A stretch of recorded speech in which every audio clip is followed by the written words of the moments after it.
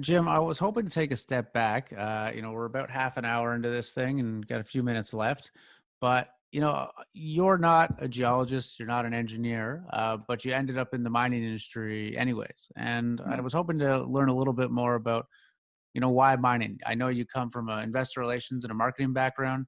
What brought you into this industry in particular and having stayed here for decades? When I attended the British Columbia Institute of Technology, which you may have heard of in Of Burnaby, course, British yeah. Columbia, and I took a marketing management program there. It was an entrepreneurship or small business development program. And leaving the school, the last month, I was in this full-scale panic about what job I wanted my life to be laid out for me then, and I wanting it all done. And it's amazing now for me to look back on that and see how wrong I was. But I was interested in getting into commodities and commodities trading and didn't even know what that meant. I realize that now.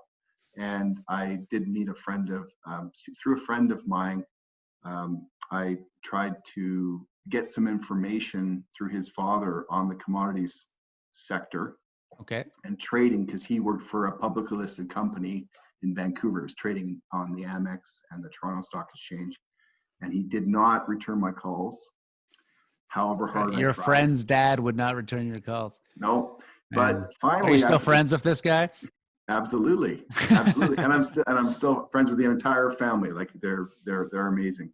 But anyways, on the 20th time, his receptionist put me through to him, and he said, "You're so annoying. You should come down and do investor relations for me." And so he actually didn't return my calls, but he gave me my first job. And I worked out of a closet, cold calling U.S. stockbrokers, and it went. It didn't go that well for the space. I started in 1997, and I didn't even think that the mining space could be positive until 2006. But whatever, I stayed at it, and in 2002, I started working with the group I'm in now, with John Robbins and a gentleman named Bruce McLeod who runs Sabina.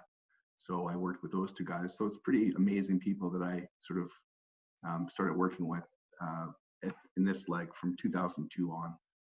And what was it that attracted you to joining this group in particular? You would have been starting to come into a hot market at that point. There were probably, significantly more opportunities than had previously been in the space. Why these guys? Why join up with John and Bruce?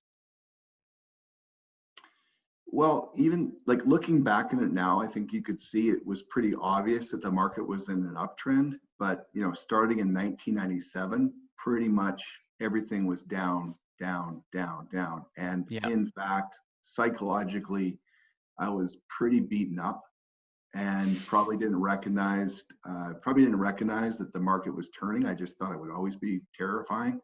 But I've got a good self-esteem and was fairly extroverted, and I knew they were really good guys. I knew they were really talented, and Bruce McLeod executes like none other. Like he's an amazing guy, and I recognize that. And John executed it in a very different way.